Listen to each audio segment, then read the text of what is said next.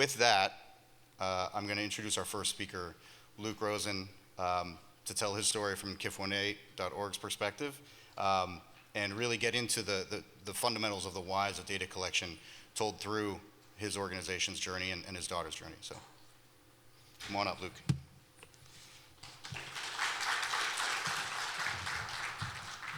What an honor to be here with everybody, and thanks to the Global Genes and the CZI team for everything you're doing. And you know, last night was really great because, for many reasons, to reconnect with everybody. But we talk about, I'm speaking about why health data is vital to rare disease patients and advocacy organizations. But everyone has their own why. And I was listening to two people I just respect enormously, my friends Sam and Terry Joe, and I was listening to them talk about, the natural first question when you meet someone is always, why are you here? And that was asked, and Terry Joe said, I'm here because my son has a rare disease, and he inspired me to be a scientist to help him and kids like him. And Samantha said, I'm here because it's all about the families and the rare disease patients. And so everyone has their why, and it's pretty incredible to come together and slowly start to hear everybody's why. And they're woven together because it ends up being about our families and the patients and the caregivers. And then the recognition that when we say our community is more than the patients and the families and the caregivers, and it's the scientists and the researchers and the clinicians and the policymakers and everybody who gives you a high five on the way to the hospital. It's a huge growing community. Anyway, so it's great to hear people's why. And so this is my why. This is Susanna, my daughter. And Susanna was diagnosed with a mutation in her KIF1A gene, KIF1A. And when Susanna was diagnosed, we were told she was around number 25 in the world that we could identify. And that was pretty stunning because we had to find a community, and we realized quickly that the way to do that is more of my why. The way to do that is to be a data-driven community. And so my why is my daughter Susanna, my son Nat, and my wife Sally. And here are just some pictures of them because I'm shameless and can't go 15 minutes without showing a picture of my kids. But that being shameless and not being able to go 15 minutes without sending a picture of my kids ends up facilitating important data. And by that, or encouraging it or accelerating it. And by that, I mean, we are lucky to have the most capable, most empathetic, and most incredible team of clinician researchers at the helm of all of what we do. And I feel awful for them in so many ways because they have to put up with me jamming their inbox every single day. But part of that is being shameless and sending videos and pictures and notes and cards and everything to the clinicians and the researchers every single day, not just to make sure that the work is happening efficiently, but to make sure that they become part of our family, which is very true for us, and we're very lucky to do that. So it's that sharing of more than data and what ends up becoming data. These pictures of my kids goofing around is very aggregatable and helpful, I think. And it just makes me fall in love and end up crying, which I probably will do throughout this next hour, and I will deviate severely from every slide and, as Christian said, rant. So after Susanna was diagnosed and we kind of stumbled around not knowing what to do for a little while, we did, and through that guidance of our amazing team, started finding other families. And when we did find other families, the first thing we did, and this was 2.5 years ago now, we brought all of those families together. And so we had 7 families in person and another 5 on the phone. And we had clinicians speaking to every single domain that affects our children. So our kids have, the 3 or 4 big pillars of what our kids have clinically are significant seizure disorder, significant movement disorder, optic nerve atrophy, and brain atrophy. And so in the room were clinicians from each of those disciplines. And one by one, they came up and told the family, described what neurology is and described what a seizure is. And then the family said, so what are the next steps? And the answer from every single clinician, from ophthalmologist to neurologist to movement specialist, was, I don't know. I don't know why this is happening.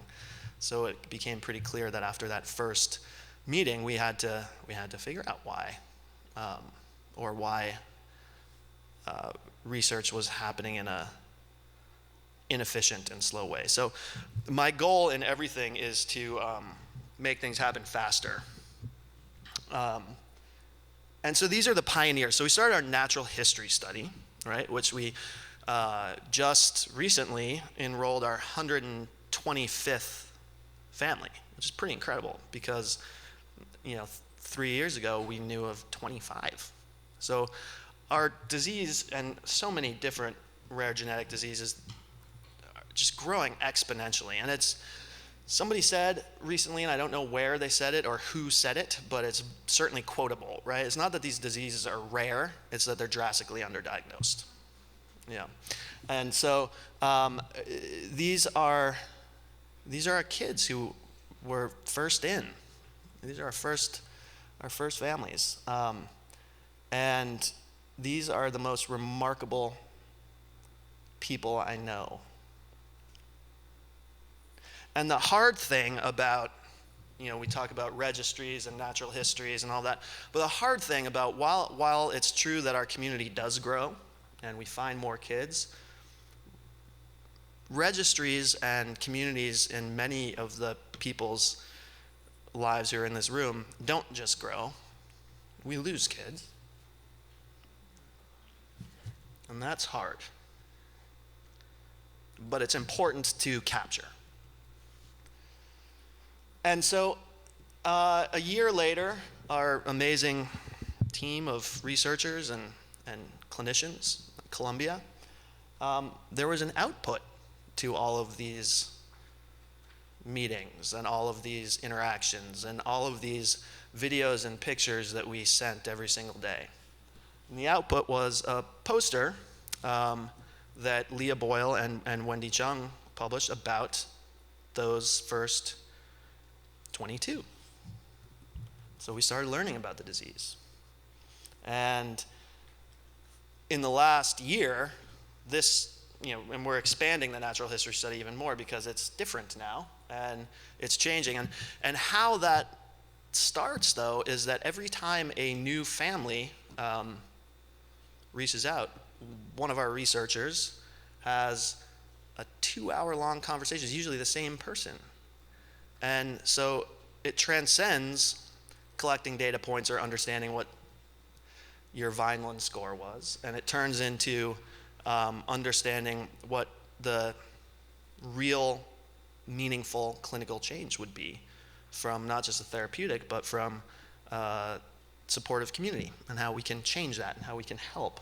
So and if you have seen me speak before, I bring this up constantly because this is my favorite. And I saw Ethan Perlstein just walk in. This morning we had a Twitter talk about this. So we need a mouse. We need a mouse. Funny, funny, funny, I need a mouse! Help us get a mouse! We need a mouse! We need a mouse! We need a mouse. We need a mouse. Oh! Oh! We also need bedtime. So how that came about is that we started, tracking down every single investigator on any paper or any scientist that would answer the phone. We'd go everywhere. And the first thing that somebody would say, and I think this might be, you scientists will have to tell me if I'm wrong or correct this lexicon, because the first thing that people say is there a mouse? Do you have a mouse model? And I've since learned that, there are many different models that have a greater utility or a different utility to discovery. But for us at that time, it was everyone said, we need a mouse. Do you have a mouse? We need a mouse. And so my wife, Sally, who's very much the anchor of all of this, said, we should turn this into a hashtag, we need a mouse. And then we said, well, how do we do that? And the families in our community, we called everybody and said, can you just pick up your phone and film yourself and with the kiddos if they can and just say the words, we need a mouse. And so all the families did it with the kids. And then people off the street started doing it. I used to be an actor. Actors would do it. We even had the Muppets do it. So it went viral. And neurologists started reaching out and calling me and said, I have a kid who has that, I saw the We Need a Mouse video. That was awesome. And by the way, I have a kid who presents similarly. So all of a sudden, these videos, getting them out there, you started being able to capture phenotype from them, which is something that we accidentally did. And what was great about We Need a Mouse, and the remarkable people at the Jackson Laboratory up in Maine, we started tagging them and sending the videos to them and harassing them until I got a phone call, and I will forever remember this moment. I was in the car after dropping off my kids at school, and not many people in New York drive, but if you have a kid with a significant movement disorder, you end up doing whatever you can to get around, including getting parking tickets and towed. And so I was sitting in my car, happy that I didn't get towed and stressing out about whatever. And I got a phone call, and it was the scientists from JAX, Kat Lutz and her team. And it was a long conversation where she was educating me about, you don't just need one mouse line. There needs to be, several. These are how we construct them. This is what we're trying to do. And in my head, I'm like, the price tag is just going up and up and up. And I was starting to have this anxiety, attack. And all of a sudden, Kat said, and I guess what I'm trying to say to you, Luke, is we want to do this for the families. And so they did, and have since covered the cost and have just been incredible. And I realized that it was the first thing that our foundation, our families did, and every single family was responsible for getting one of the most vital preclinical tools for research, right? It was because the families did this that we were able to get a mouse. Like everyone said, do you have a mouse, right? And it was because, it didn't matter if you were a, theater major like I was, or didn't have a high school degree, or, whatever kind of background you had as a parent. If you at one time felt completely overwhelmed, which we all do in here, with all of the science and things that come out, after that overwhelming, terrifying experience, you also say, holy shit, I just helped facilitate and get a very important scientific tool. So all of a sudden, every single family is activated and involved, and there's a tangible outcome to it. So that was something that was just incredible, and that really brought our community together, and recognizing that every single family and every single advocate, every parent, every patient has a very specific role and has a very specific skill set. And if you're not writing a check to help us, it's okay. You donate your skill set, because it's a library of skill sets that you can pull out from the community and know, hey, this person is really incredible about, helping plan an event, or this person is really incredible about pulling together all of the lit. This person's really incredible about jumping on social media and letting people know how to identify a seizure, right? So you have this library of incredible people with incredible skill sets who can accomplish a great deal. And I'm lucky to have a community that, so when a family is diagnosed, they typically come to us because one of the things we did is we went to every single, CAP-CLIA certified lab, we called them, and asked for our website to be put on the lab readout. And so, as a resource. So we get contacted, and I or our president, Kat Atchley, or our chief science officer, Shannon, we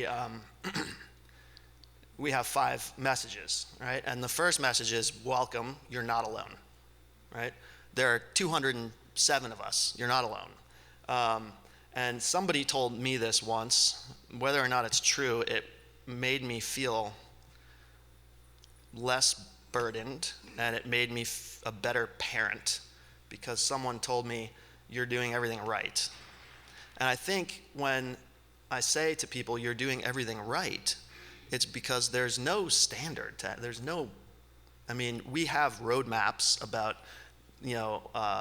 resources that people in this room give us to guide us and to point us in the right direction, but every single community has a different new normal. And so to hear you're doing everything right is a big deal. So welcome, you're not alone. You're doing everything right. We're in this together and you're supported. You need resources, let me help.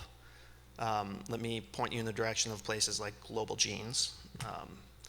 And the next thing is really important. I'll never ask a family member or a new member of our community to do anything that I wouldn't do.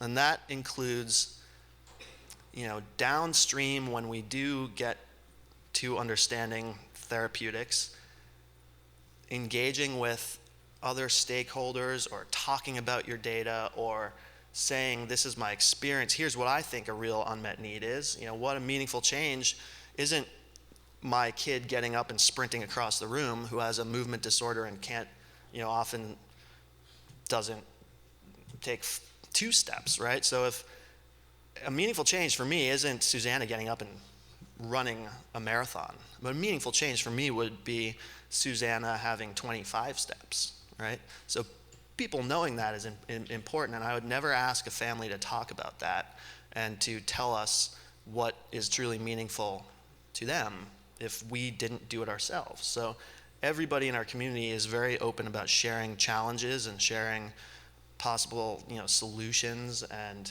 experiences. And then the last is really important and really hard to say to somebody, but it's how we efficiently drive our collection of data, our research, and how we are honest. So it's pulling important data, but being completely honest because it's true. I say you have to contact our researchers and we'll facilitate you getting in touch with them right away, and you have to enroll in our natural history study, otherwise our kids are going to die. And that's true. If we don't have this important understanding of our disease and a way for researchers to come up with a therapeutic strategy, then our kids are going to die. And somebody, I can't remember where I read this very recently, it was a post, and it was so true. It's that if you can't measure it, you can't fix it. And so we need to encourage that. And so we do that in a very honest and a very urgent, relentless way. So those are our first 5 messages to any new family.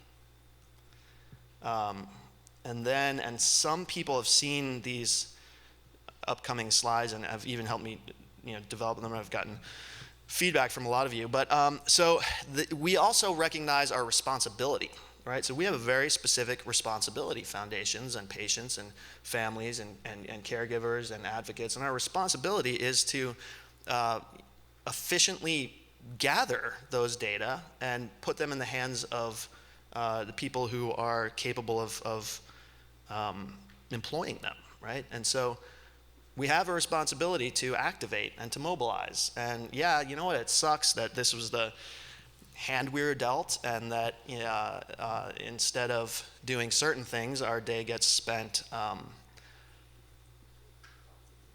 setting the table for the next step in discovery. But it's also very important. So there's a reason, I think, and this is my opinion, certainly, but I think that, and a lot of it comes from dialogue with other advocates, with other, members of our community. But there's a reason that sometimes people say no to investing in rare disease communities for whatever reason. I'll talk about what the reasons I think are. But there's a way that foundations can help them say yes, right? And be it industry, researchers. There's a way that we can help people say yes and not have to think about it too hard, so it happens faster. And so there are challenges that I think especially industry faces, and I've learned a lot. I work in biotech, and I work with a remarkable team, and I see that sometimes not. This is a broad observation, is that sometimes rare diseases might be difficult to include in a program because people aren't engaging early and aren't willing to really start from scratch with that engagement and with that collection of data and understanding of the disease, right? And then also, we all of us in this room do a lot to start those natural history studies and registries and get working, but often they need to be validated, right? And so if if our natural history study that we spend so much time doing, if there's a standard that it needs to be revalidated, that takes some time, right? And then if there's a late phase crowded pipeline, sometimes it's difficult to make the point and stress the urgency that we need to be included in this discovery process. And then this, to me, is the biggest problem we face, is that there's a gross misconception of the prevalence of rare genetic disease, right? I think right now there's no way that in literature, our idea of prevalence of rare diseases, I don't think is accurate, and that's what's hurting our communities, and especially when it comes to possibly being included in the drug development process, right? So right now we know there's a huge growth in diagnostic, not just tools, and it's because of next generation sequencing and how accessible it's becoming and how people know about it, right? And the example is our foundation. I really think our community, right? So when Susanna was diagnosed in 2016, like I said, we heard there were around 25 kids. Today we're over 200. And it's just growing exponentially, and it's because we're struggling to create an accessible platform where everybody is communicating openly and getting information and identifying each other, but we're figuring out a way to do it in a way that requires, forget about thinking outside the box, but getting rid of the box entirely when it comes to figuring out how to navigate the collection of these data that can be meaningful. And then there's, so if all this happens and we recognize the real growing prevalence of these diseases, by the time,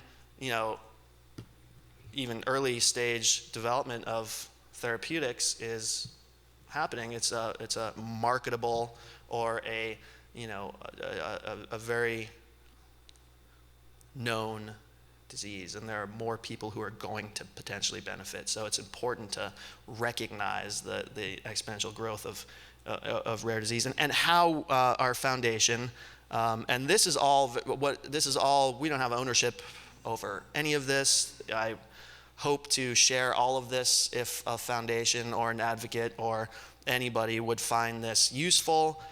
We will send these to you, and you can apply it to your disease and foundation. This is something that we've spent some time coming up with, and how we think we can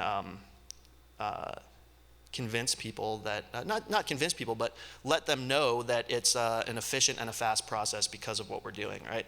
And so I think that the challenges are, did we already, yeah, we hit that slide. Right, so you can, we try to tee it up, right? We try to bring, as much as we can to the table. And the important part of all of this is we care only about what matters. And we have to make that really, really, really clear. We don't care about intellectual property, patents, or profit of any kind. We don't care. We want to see our kids walk, and we want to see our kids be healthy. So I think cross that off right away. We don't want any of that. So, and if that makes people balk at working with us, then we just take it out of the equation, right? If it's signing a contract or doing whatever, it facilitates things, it makes things faster, it's not a problem, and people don't hesitate for reasons that I think exist in other parts of industry, right? So we're a group of patients, caregivers, and advocates, family members, and scientists focused on one thing, and it's giving our children a meaningful and happy quality of life before time runs out. So forget about IP, patents, and profit. And then, the other part is it is a burden, right? That we have the responsibility all of a sudden now of doing the job or helping people do the job of incredibly capable and talented individuals who went to school for 20 years and became scientists and doctors, and now we have to quickly learn how to do something that ends up being what the output of years and years and years of education and training has been for others, right? And so we go through the functions of R&D, which are, there's preclinical programs, and then clinical development and operations, which is clinical trial setup, and then, all the way downstream, which is hopefully not as far away as it might seem, engaging with regulatory agencies, which, you're doing early, we're already doing that, and then thinking about way downstream and market access stuff. These are things that we have to learn, and we have to think about, and we have to help prepare in an organized way and be ready to mobilize quickly with it. So this is, I thought of how do we, you don't have to fly everywhere and sit down and talk to somebody, because that takes time and resources. So you can create a message and make sure everybody has it. So I just wrote this on the airplane. It's not something that's, certainly not approved by any, governance. But so, this is what the idea, though, the message is that we're creating these tools that make us the ideal partner, because we're doing a lot of things that cost resources and time for any company who's starting out. We're doing it in a way, and they're freely accessible to everybody. It doesn't matter if you're in rare neurological drug development, because that's the space that our disease is. It doesn't matter what you're doing or where you are, you can have all these. And they're very specific to our community. So everybody has the ability to learn about our disease and our kids, right? And so, we start with all of the active information that our families are contributing, and our incredible team of researchers and clinicians are spending hours and hours and hours collecting and making, creating these incredibly vital tools for development. We use them when we go to anybody, ideally industry, and say, listen, this is what we have, and this is what you can use. We have a detailed natural history with genotype and phenotype studies. So you can understand, and the thing about our disease is that it's very heterogeneous, right? We have 80 different disease-causing mutations that vary in severity and phenotype. And that's really hard, right? But we've done a lot of work and can give you a picture of that. So you don't have to spend a year trying to figure out our disease. It doesn't matter if you're going to, include us as an indication in your programs or not.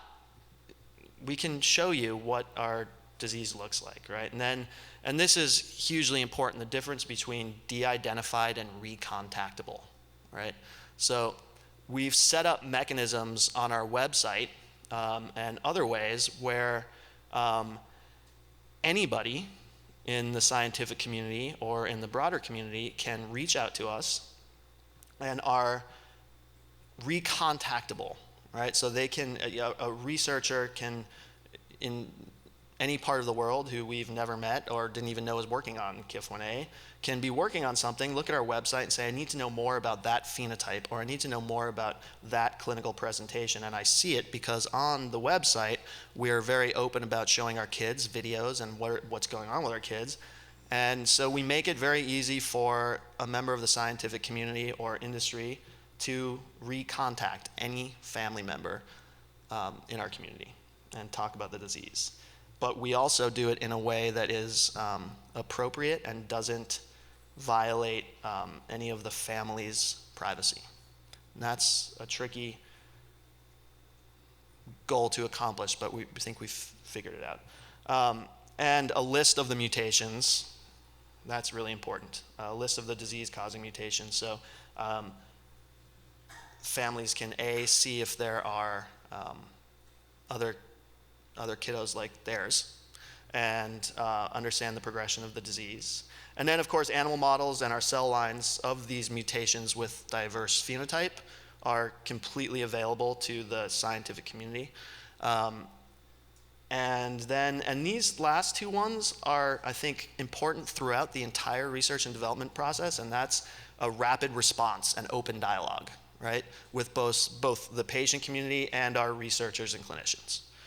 I can't tell you, all of you know how much time is wasted on trying to figure out these innovative ways of, flying across the world to sit down and hire a third party or develop an ad board to address these questions and answer these things that you sit down for a cup of coffee with one of the family members and ask the question, and you save these resources, these time, and all of this, right?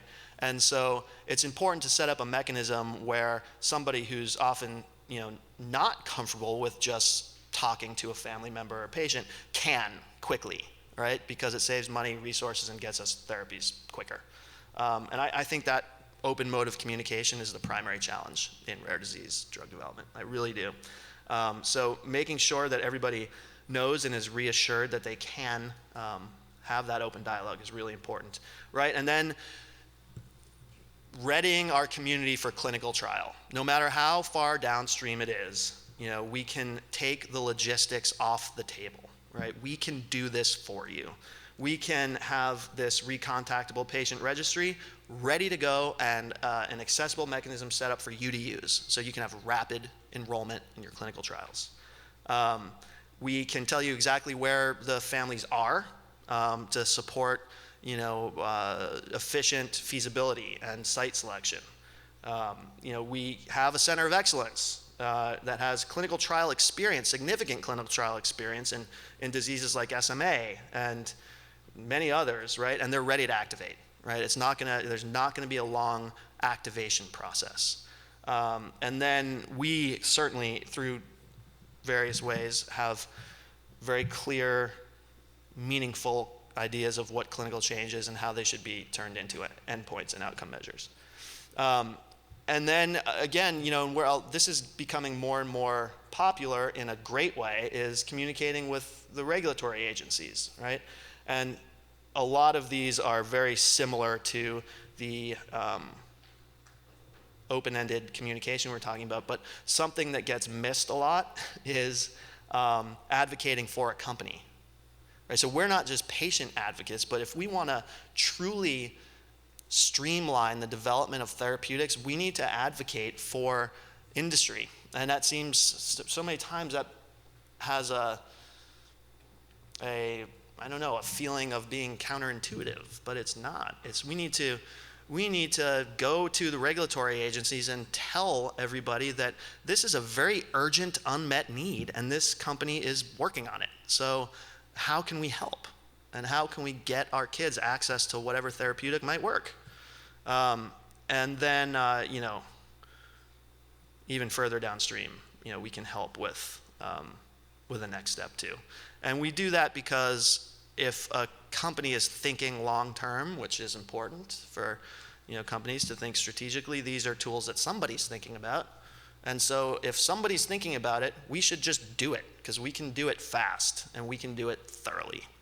So these are the things that our foundation really focuses on. And then we talk about natural history studies a lot, so I just thought that I'd put together kind of a quick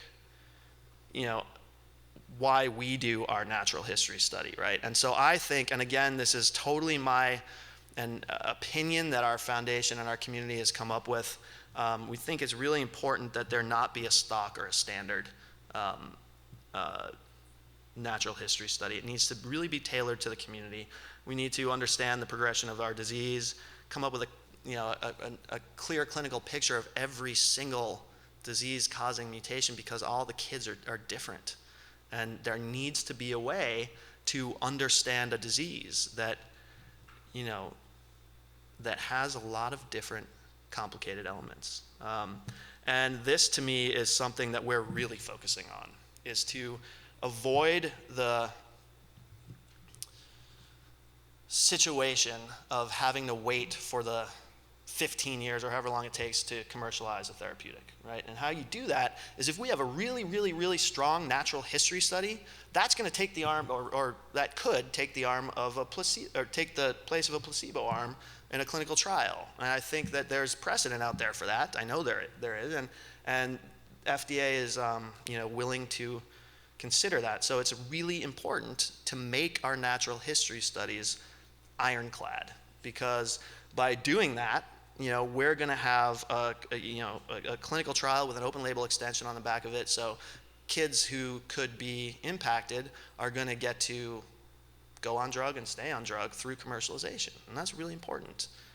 So that's a big reason why our natural history exists. And then this, to me, is why we're all here.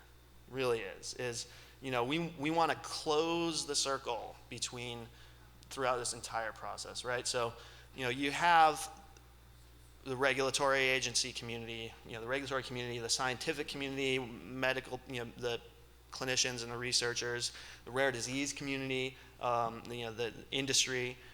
But there's one thing that is commonly missing in that mode of communication when it comes to drug development or therapeutic development, and that's the patient community, right?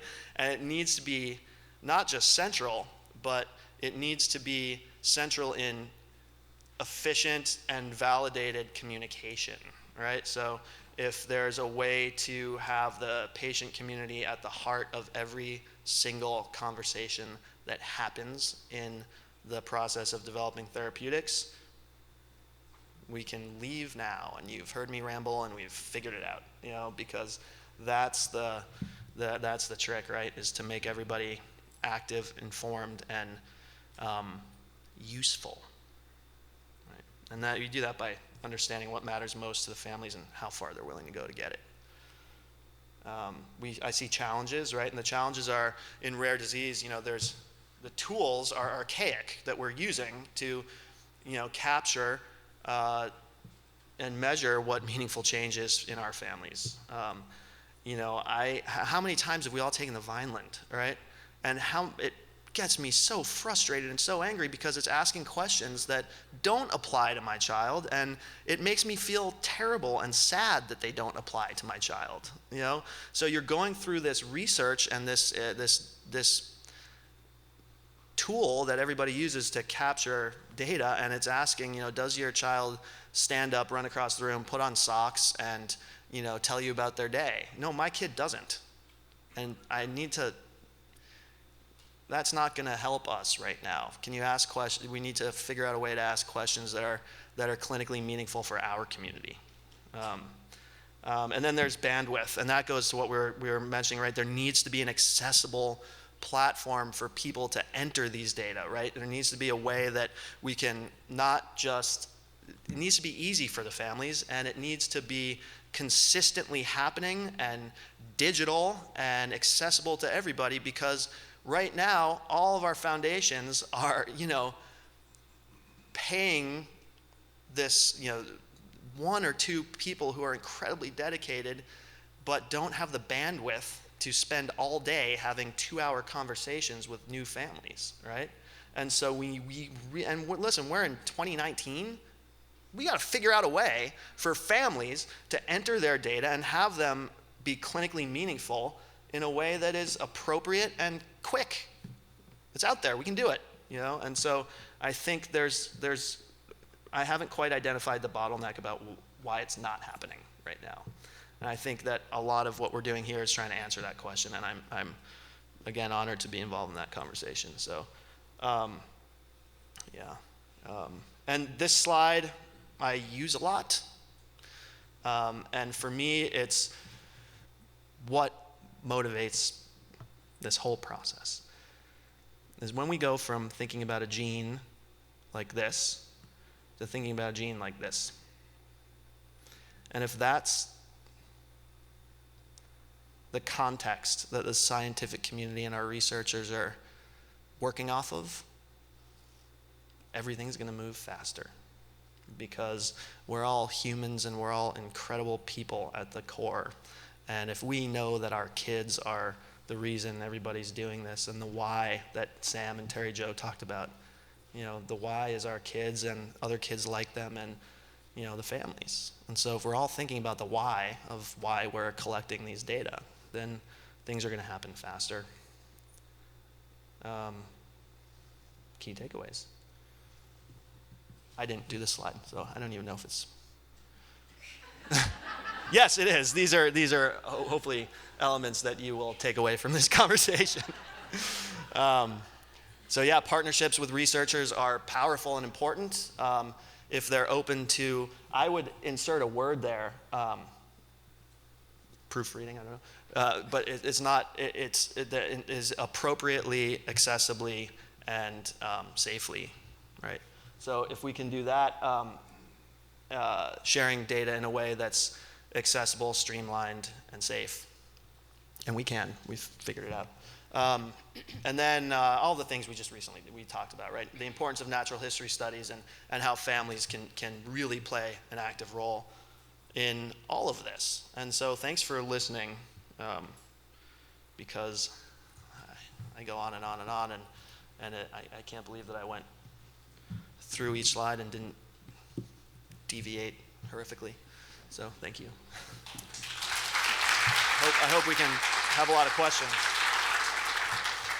Yeah, anyone in the room with questions? We have some coming in on social QI, just so you know. You can always reach us at this URL with your questions for Luke. So let's start here. Hi, I'm Hila.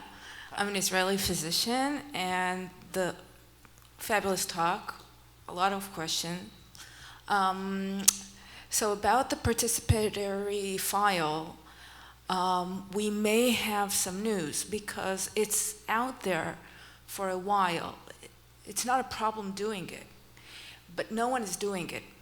Now, we know that Amazon has a secret project that is called 1492 that is about to come, and it's probably going to deal with data inserted by people and having your own participatory file.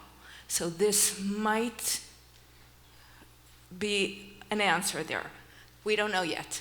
So, and a couple of more things. Can I just, yeah, sure. That's such a huge point, but for me, and I know these capabilities are happening and in development, but what's the turnaround time on it? It's not, if it's not it's not going to be clinically impactful unless there's an urgency behind all of these initiatives that I'm not sure exists in some of them.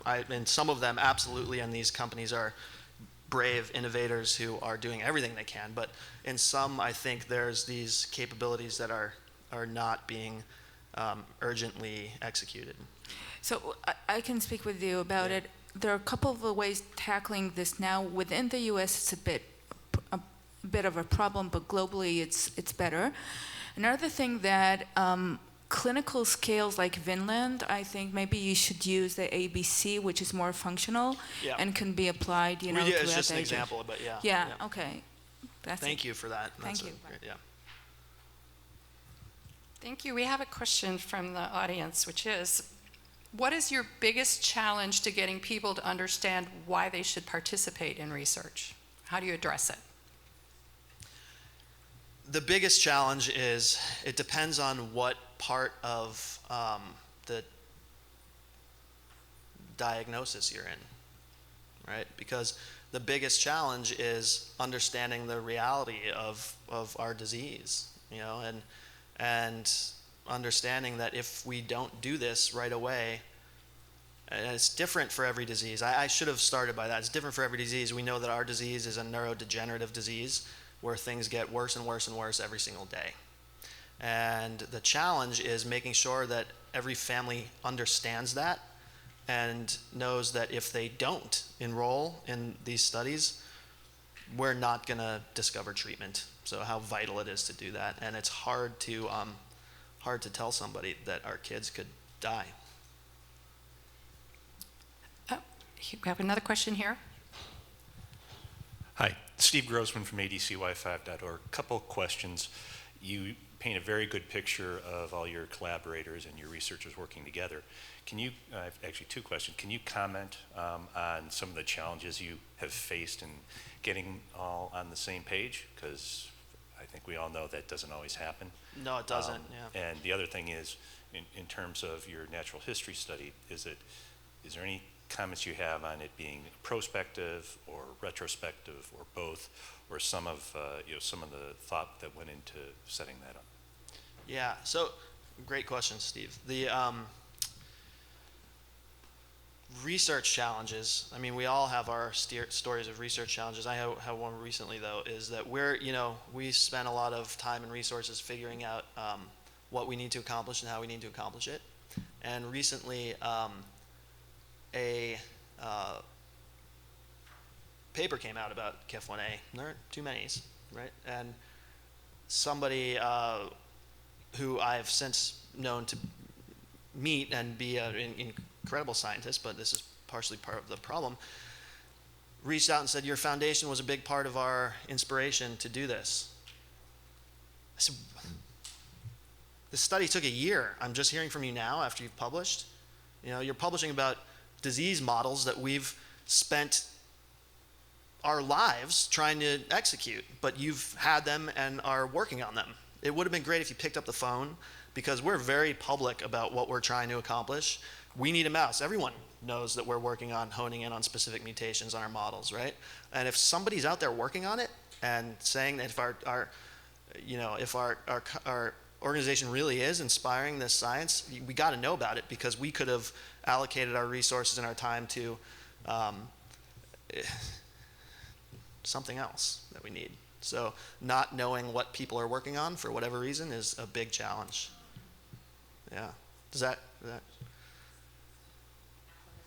Yeah, I guess how did you address that when you ran into conflicts or people not wanting to play? So I'm one of the things about our team that's incredible is that there are people with far better temperament than me. So I address it by very aggressively, but just what I think is honesty and urgency can come off as, and this is a real serious problem, right? Is that my directness often is off-putting, I think maybe, and having a community that is an iron fist and a velvet glove is really important. And that gets back to skill sets, who you're working with and who are helping. There are people who are far better communicators than I am, and so they end up making those phone calls. Yeah. We have a question from someone who has already started a contact list and wants to know how they get people into studies. How they get people into studies. Into studies.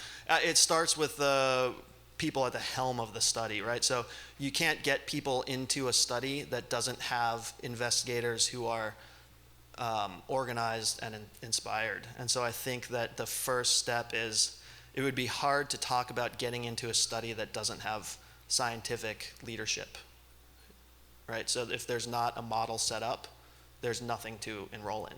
So having that streamlined notion of how to set up a study, and it's beyond my skill set. So I think recognizing what you're good at. I'm not good at designing a study, but I'm good at reaching out to people and encouraging them to be in a study. So for us, the first step is to make sure that there's the study to enroll in. Yeah. So Luke, this is a related question. Can you tell us more about how you find good partners who are researchers? How did you build trust? Again, in this digital world that, is so important, how you build trust is by sitting down with somebody and bringing your kid to the meeting.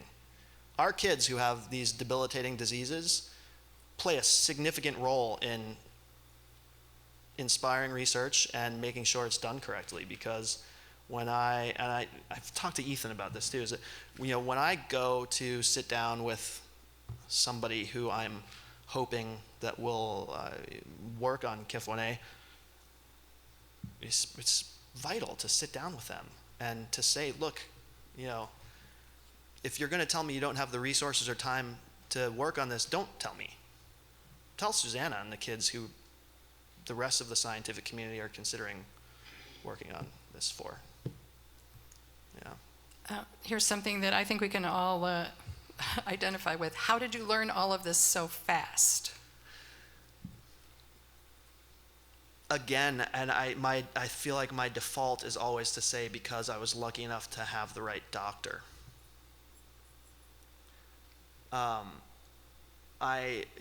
We certainly went all over the world trying to find out who the best physician was to not just treat our daughter, but to lead our research. And I live in Harlem. We live in Harlem.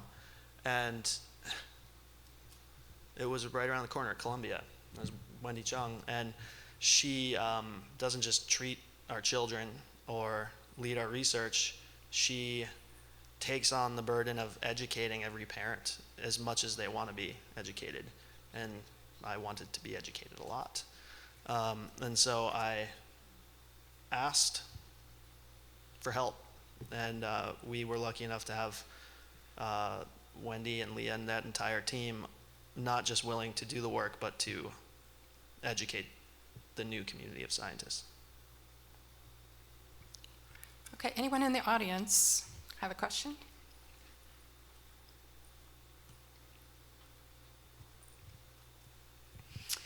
I have two questions. The first one, when you talked about the social media "We Need a Mouse" campaign, or that whole activity that went viral, and then it kind of resulting in doctors reaching out to you and saying, we think we have a patient with this particular disease, how'd you guys make that connection between like "We Need a Mouse" to like phenotypes and helping identify what the disease actually looks like? Well, this is a good question. Part of it is there's no way you can clinically diagnose KIF1A, right? You need to have a you have a genetic test. But part of it was the families really wanted to know what other kids were like, because listen, we live in New York and there's only 2 or 3 other families in the tri-state area, and 2 of them have mutations close to where Susanna has, so we understand what the presentation is. I mean, I called a lot of doctors and said, look, my daughter has X, Y, and Z problems. Can you tell everybody who presents that way to contact us, right? But what was really important is when we started making these videos, we started understanding what our community is like. We started seeing that, wow, there are some kids that are immobile and don't have communication skills at all. There are some kids who die before they're 2, and these are all, it's not just important for the scientific community to have a picture of the disease, but it's important for our community to know what the kids are like. And so when we started doing that, and people started seeing those differences, I think, started saying, hey, what is KIF1A and could I be affected by it in some way? And a responsible physician, I think, would ask that question and contact us to ask that question. And then we put them in touch. Anytime a clinician reaches out, we direct them right to our clinical team, because it wastes a lot of time if I were to sit there and talk about, I don't diagnose people, but the clinicians do. So does that answer your question? Yeah, absolutely. Yeah. Thank you. Thank you. So can you tell us a little bit more about the natural history study and in your community, and maybe a little bit about the types of natural history studies, what's collected? Yeah, so, well, I feel like what's collected is also another conversation that transcends natural history study that I wanted to touch on. But yes, the natural history study. So a lot of it, I think, is, I know is, for us, it's when we started, when families started seeing milestones being reached, but also when those milestones started falling off. And so knowing those exact moments and understanding what pregnancy was like and what birth was like, and all the way through seizure type, if you can identify it, and when you started noticing certain things. And so those data points end up becoming crucial. It's the timeline, an accurate timeline. Yeah. Okay. That didn't answer the question. Articulate differently. Maybe but about the kinds of correlations the physician, Wendy Chung, is looking for in regard to the timeline, But what are they looking for in terms of genetics or? Yeah. So it's important to have those genetic testing results, because you need to know exactly where the mutation is and what kind of mutation it is. That's where it starts, right? And also our community has all of that too. And that's really important. And I learned that from some other foundations, is that, we have the clinical or the genetic confirmation for almost all of our kids ready to be in a de-identified way shared. And just one thing about the collection, that word collection, is so important. We're having our scientific and family conference coming up, and the main goal is to collect samples and get all of these families who have different challenges together to understand those challenges. Yeah, and I can certainly make available the questions that are asked in our natural history study to anybody. I have them with me here. I should have posted them. There's a lot of them, and to go through all of them might take some time, but if anybody emails me, I'll send them to you, happily. Great, thank you. I think we have time for one more question before we break. Sorry, I'm so sorry.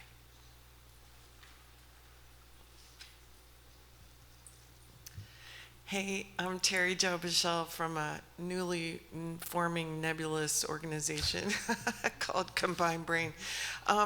The question I have is, how can you take what you're doing with KIF1A, which is brilliant and admirable, and we all can learn from it, and get other smaller, similar groups of kids that have similar phenotypes but not KIF1A, how can you get them to combine all their data into a big database or a big natural history study so that it can fast track all the next treatments coming down the pike?